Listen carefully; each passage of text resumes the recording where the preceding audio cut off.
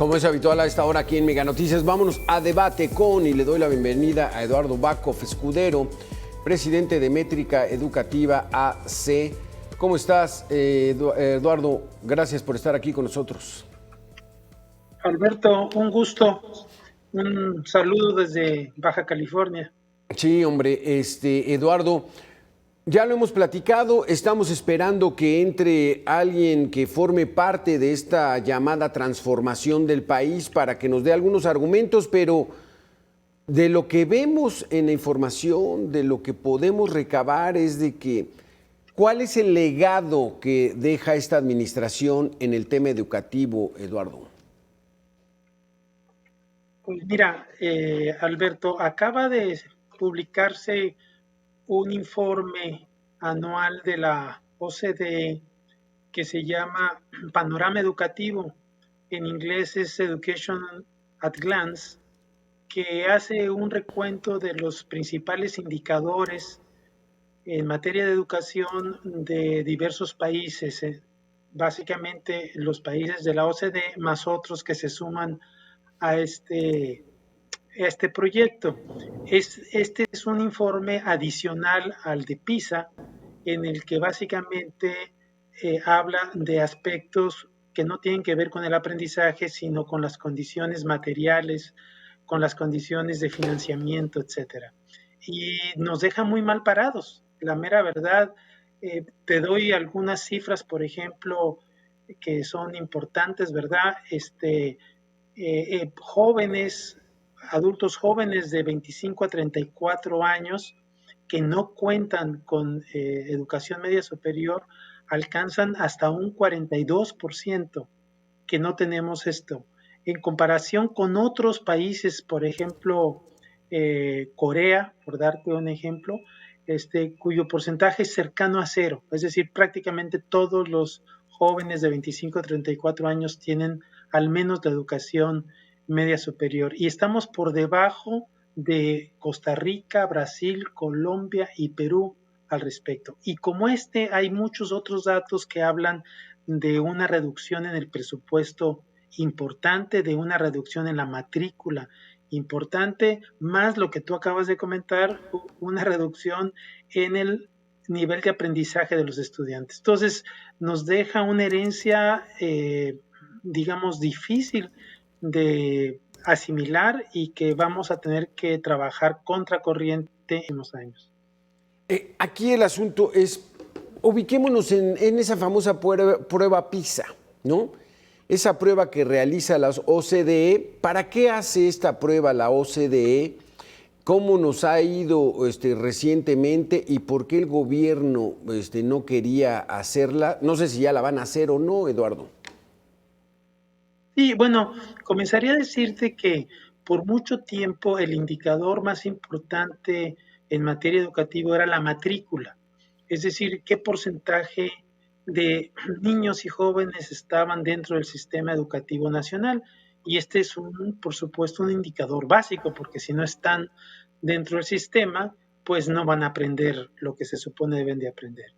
Recientemente, digamos, a partir del inicio de este nuevo siglo, las pruebas de aprendizaje, que no son nuevas, estas datan desde 1960, para que tengas una idea, en que se hacen en los diversos países del mundo, se pone en boga porque te agrega una información muy importante y que es no solamente cuántos estudiantes están dentro de la escuela, sino cuánto aprenden esos estudiantes respecto a lo que se supone es fundamental y básico para que se puedan desarrollar en la vida. Entonces, PISA, que no es la primera prueba al respecto, pero sí seguramente es la que más ruido ha hecho y la que es más importante en estos días, pues lo que nos ha mostrado es que cerca de 7 de cada 10 alumnos en matemáticas, alumnos de 15 años de edad, no logran adquirir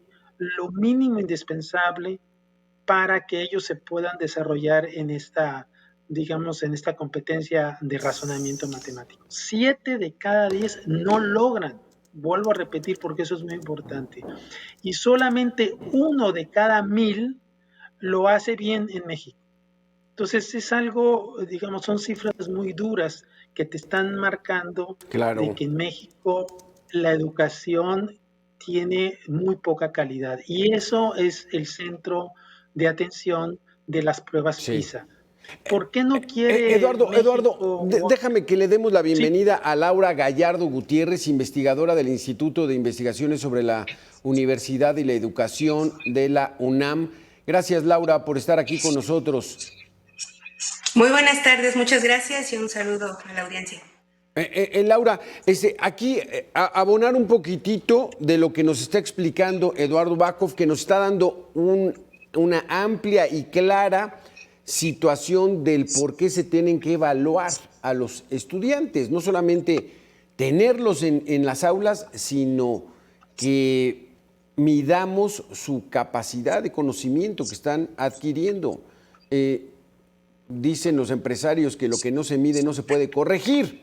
Entonces, ¿estás tú de acuerdo con que se realice esta prueba PISA, que nos midan, que nos reprueben, que nos digan que 7 de cada 10 no están aptos para el conocimiento? ¿Todo eso es para corregir o cómo lo ves, Laura? Gracias, sí. Yo pienso que son varias discusiones que hay que agrupar, digamos, en torno a esta pregunta que tú me haces. La primera es que en el ámbito de la educación, a diferencia del ámbito empresarial, evaluar no puede ser igual a medir, sino que justamente tiene que ver con una valoración del aprendizaje. Eso es importante distinguirlo porque hemos confundido justamente la medición con la evaluación, que no son lo mismo. El aprendizaje no es un proceso lineal ni es un proceso isomórfico, digamos, ¿no? Es decir, que lo que está planteado en un objetivo de aprendizaje sea exactamente igual a lo que debe reflejar la realidad demostrable, etcétera. Es un proceso mucho más complejo. Entonces, eso por un lado, la evaluación en educación, la evaluación de los aprendizajes tiene que ver con la posibilidad de valorar un proceso, de valorar entre estudiantes y profesores justamente lo que sucede en un proceso de desarrollo de esos aprendizajes a partir de ciertos contenidos que se proponen, digamos, en el currículo. En segundo lugar, creo que otra discusión muy fuerte es justo la de las mismas pruebas estandarizadas, que como su nombre lo indica, pues no contemplan justamente elementos contextuales. Cada vez con mayores elementos científicos sabemos que este tipo de pruebas representan sesgos importantes, al menos 3 quisiera yo Vamos a señalar. hacer una pequeñita pausa, Laura. Está muy interesante ¿Sí? todo lo que estás diciendo. 2 minutitos y cada minuto y medio intercambiamos el micrófono para que abramos un buen debate. Volvemos en 2 minutos. Sí, claro que sí. Gracias, Eduardo. Entonces, para hacer más ágil y equitativo el debate, minuto y medio para cada uno. Entonces, tu opinión, Eduardo, de lo que nos estaba estableciendo Laura, la importancia de evaluar, hay que evaluar conforme al contexto, científicamente no es lo correcto. Adelante. no, bueno, mi opinión es que es incorrecto lo que dice la maestra Laura. Por supuesto que evaluar requiere medir, pero evaluar requiere interpretar también. Cuando uno hace un análisis de, digamos, de un laboratorio de química sanguínea, pues igualmente se mide y se evalúa o se interpreta de acuerdo a la edad o al sexo de los estudiantes, pero todas las evaluaciones son estandarizadas o todas las mediciones, vamos a decir, son estandarizadas y la evaluación es la que se contextualiza dependiendo de qué lugar y en qué contexto se realiza. Descartar a todas las evaluaciones estandarizadas, pues me parece un error. PISA, entre otros, pero hay muchas otras organizaciones. El INEE en su momento lo había hecho, a mi manera de ver, muy bien. Estaba considerando, por supuesto, el contexto de los estudiantes mexicanos, el currículum de los estudiantes mexicanos, y también sacaban los mismos resultados aproximadamente que lo que hacía PISA, y eso con contenidos nacionales. Entonces, me parece que no es correcto lo que se está diciendo y es un pretexto simplemente para no ponerte a consideración y no hacer esta comparación que siempre salimos, digamos, mal. Entonces yo me remito a que no solamente la OCDE, sino muchos otros organismos y otras instituciones nacionales como en Estados Unidos se han hecho evaluaciones por muchos años. Laura Gallardo, tu opinión al respecto. Sí, gracias. Bueno, no es una cuestión de nuestras opiniones, sino creo que justo de lo que la investigación educativa nos pone enfrente. Y creo que justamente uno de los elementos científicos que ya tenemos como mucha certeza, pues es que hay sesgos justamente en entender la medición del aprendizaje como un objeto de las ciencias naturales. Nosotros no podemos equiparar hacer un examen sanguíneo y que estos valores refieran a cierta interpretación a un objeto que es mucho más complejo como el aprendizaje. Ese es un sesgo muy importante en las ciencias sociales, que hemos pensado que los objetos referidos a lo educativo son igualmente objetos parecidos o similares, digamos, a otras ciencias, ¿no? Entonces, una mirada, digamos, incluso de la psicología educativa renovada, pues sabe efectivamente que los procesos de evaluación involucran muchos otros elementos. ¿Eso quiere decir que no se evalúe? No, yo no estoy señalando eso. Creo que lo que sí tenemos ahora elementos es para saber que necesitamos otro tipo de evaluación que justamente construya la posibilidad de lo que la finalidad misma de la evaluación debe de tener, que es justamente retroalimentar los procesos de aprendizaje para reorganizar las prácticas.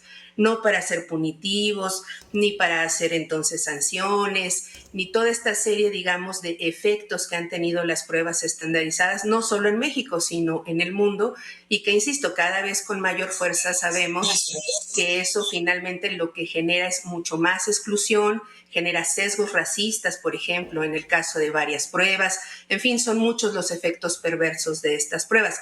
Ojo, eso no quiere decir que no se necesite evaluar, pero no desde esos parámetros. Eduardo Bacov. No, pues mira, es que estoy completamente en desacuerdo. O sea, es muy sencillo saber si los estudiantes saben leer y escribir, independientemente del sesgo que tú quieras. Si el estudiante no sabe leer y escribir, no va a poder aprender lo que lee.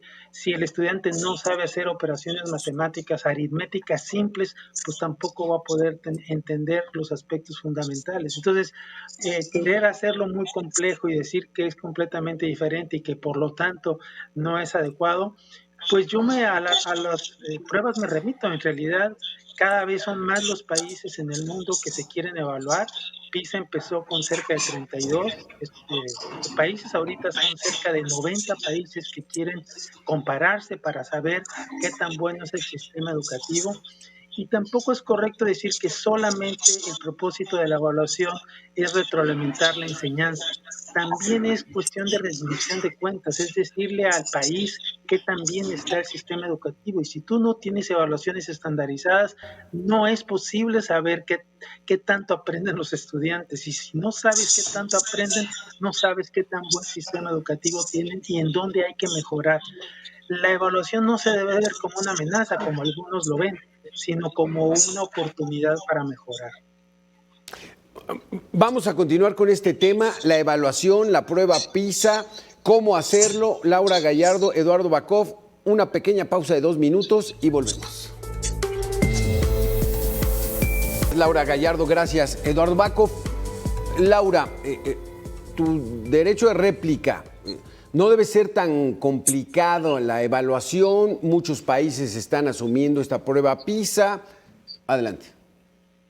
Sí, yo creo que ahí hay varias imprecisiones porque, digamos, sabemos desde ya también hace algún tiempo que, por ejemplo, los procesos que se han corrompido para la toma de muestras en varios países de Europa sobre la prueba PISA.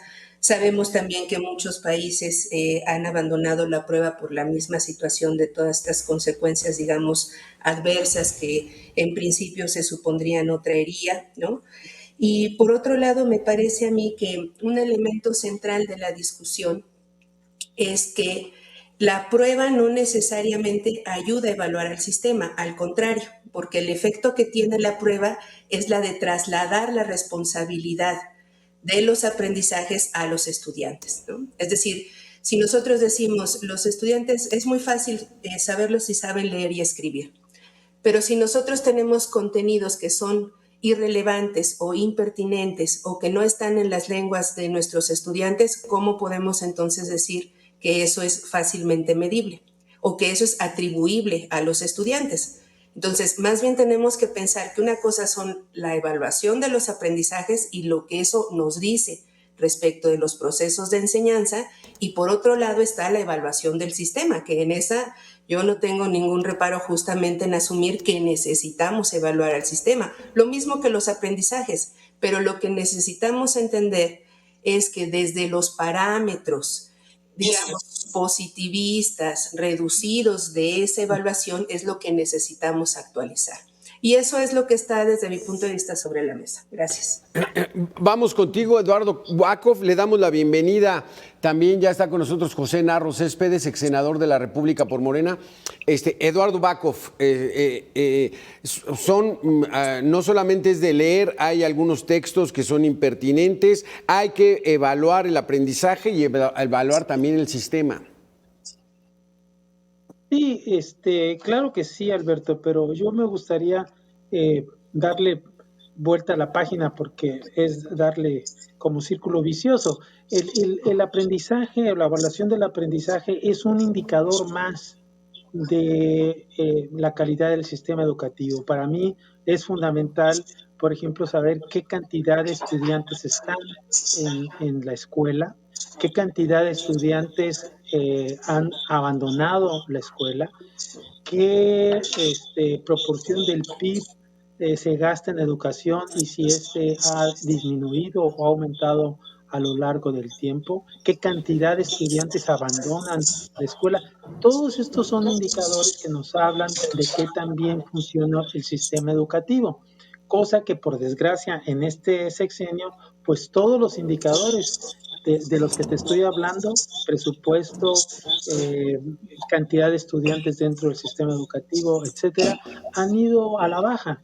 Entonces, la calidad se mide no solamente por el aprendizaje, sino por la oferta educativa, la cantidad de escuelas que tienen los mínimos servicios, que tienen profesores bien formados y capacitados, que funciona bien el sistema educativo y las escuelas que se gestionan correctamente. En fin, son una cantidad enorme de indicadores que te dicen qué tan bien está un sistema educativo. Claro. Y yo diría que las evaluaciones de aprendizaje de gran escala no es para culpabilizar al estudiante, es más bien para saber qué tan buen sistema tenemos y cómo hay que mejorar. José Narro Céspedes, ex senador de la República por Morena. ¿Cómo estamos en educación luego de 6 años del presidente actual? Bueno, yo quiero decirte que actualmente estamos de diputados federales. Me da mucho gusto estar en este programa. Lamentablemente llegamos un poquito tarde porque tenemos problemas de conectividad, pero aquí estamos ya con ustedes. Queremos decirte que nosotros trabajamos en el tema educativo. Tenemos 2 preparatorias en Zacatecas, tenemos una universidad sobre el tema del campo, el tema de la agroecología, y tenemos también 11 CENDIs. Atendemos todos los días a cerca de 2.700 niños de 45 días a 6 años de edad. Y creo que hoy hemos ido caminando y se ha ido incrementando la matrícula educativa en todo el país y hemos ido logrando avances muy importantes, inicialmente en las leyes, logrando que la educación inicial, la educación preescolar y la educación universitaria sea un derecho de los niños y de los jóvenes para prepararse, para enfrentar con mejores condiciones los retos del futuro. Y bueno, hemos visto cómo se han creado cerca de 200 universidades del bienestar. Eso ha incrementado también la matrícula universitaria, que es uno de los problemas que teníamos. Creo que el problema sigue estando presente fundamentalmente en la educación media superior. Ha ido también la educación inicial. Nosotros atendemos, como te digo, 11 centros de educación infantil. con 2.700 niños todos los días. Y quiero decirte una cosa que es muy importante. Nuestros índices, nuestros alumnos quedaron en primer lugar a nivel nacional en la escuela, en la Olimpiada de Matemáticas. Fueron a Singapur y México se trajo el primer lugar en matemáticas en Singapur y el cuarto lugar alumnos que salieron de nuestras escuelas. En pruebas estandarizadas. Laura Gallardo, 200 universidades del bienestar, ¿habría que evaluarlas? ¿Habría que medirlas? ¿Cuál es el resultado? ¿Qué tenemos, Laura?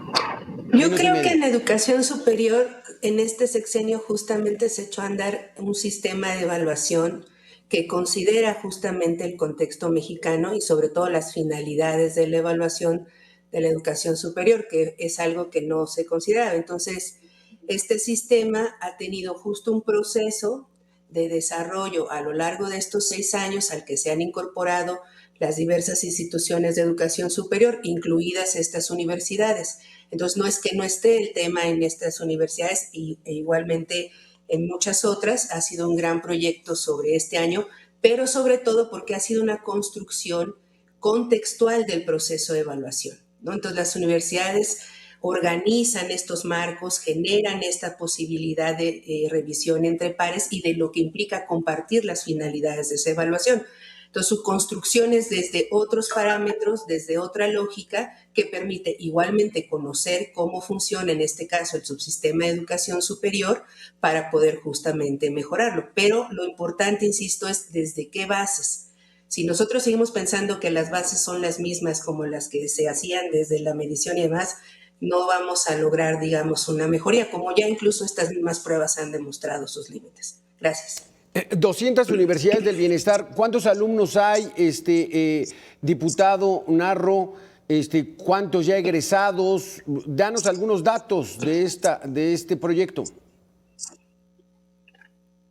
Bueno, calculamos que estamos hablando de cerca de un universo de cerca de 30,000 alumnos en todo el país, de los cuales ya empezaron a salir las primeras generaciones. Precisamente este año, después de 4 o 5 años, dependiendo de la carrera. Y como yo te digo, aunque sean pruebas estandarizadas, lograr a nivel mundial en Singapur que México se traiga en la Olimpiada el campeonato, el primer lugar en la escuela en el tema de matemáticas es algo. Hay 2 materias fundamentales, que es la lectura y comprensión, y que es el tema de las matemáticas. Y en México tenemos el primero y el cuarto lugar, alumnos que egresaron de nuestras escuelas. Y bueno, se ha hecho un gran esfuerzo. Inicialmente se crearon los nuevos libros de texto, se planteó este tema de la nueva escuela mexicana. Sí. Se han modificado. ¿Estás de acuerdo, José? Es que llegaste un poquitito tarde. ¿Estás de acuerdo tú que se aplique la prueba PISA, que México participe en esta prueba? No tenemos inconveniente nosotros, pero creo que hoy en la nueva escuela mexicana no nada más son precisamente estos esquemas de evaluación estandarizados, sino lograr que los niños piensen, que los niños sean creativos, que los niños resuelvan los problemas de la realidad, que los niños entiendan el contexto donde están viviendo y sepan enfrentar los retos que tiene hoy nuestra sociedad. Que sean doctor, más niños, exacto. Niños que entiendan en la memoria, que tengan exacto. En la memoria los conocimientos. Eduardo Bakov, ¿tu comentario? No, pues yo creo que el senador que saludo, José, no está bien informado, porque en realidad en el sexenio se han perdido matrícula. Le voy a dar ejemplos y duros. Información que ha sacado la propia Secretaría de Educación. La tasa neta de escolaridad ha bajado en la primaria, en la secundaria y en el bachillerato. Es decir, hay menos estudiantes proporcionalmente, no solamente en número. El número ha bajado, pero también proporcionalmente alrededor de un 3 a un 5%. O sea, tenemos menos estudiantes proporcionalmente en este momento que antes. Entonces, creo que no se puede decir que hemos mejorado en la matrícula. Tampoco hemos mejorado en los aprendizajes. El hecho de que unos cuantos estudiantes o unos hayan sacado muy buenas calificaciones, lo cual es muy bueno, por supuesto, para México, no se puede generalizar a todo el sistema educativo. El caso es que las pruebas que se han hecho de PISA, las pruebas que hizo el INEE, las mismas que hizo el mejor, muestran una falta de aprendizaje gravísimo. Si los estudiantes van a las escuelas y aprenden muy poco, y aprenden poco de los aspectos más fundamentales, como es la lectoescritura, y es como es el aprender las operaciones básicas. Entonces, yo no puedo pensar que estamos mejor que antes. Desgraciadamente, los números no lo dicen eso. Híjole, se puso bueno el debate, lástima que ya se nos acabó el tiempo. Laura Gallardo, Eduardo Bakov, José Narro Céspedes, muchísimas gracias por haber estado con nosotros. Sin duda alguna, qué bueno que se arme este tipo de debate honesto, valiente, serio, profesional, porque debemos atender la educación, o sea, la educación es básica para que seamos un mejor país. Muchísimas gracias a los tres. Aquí vamos a hacer una pequeña pausa de 2 minutos y regresamos. Gracias.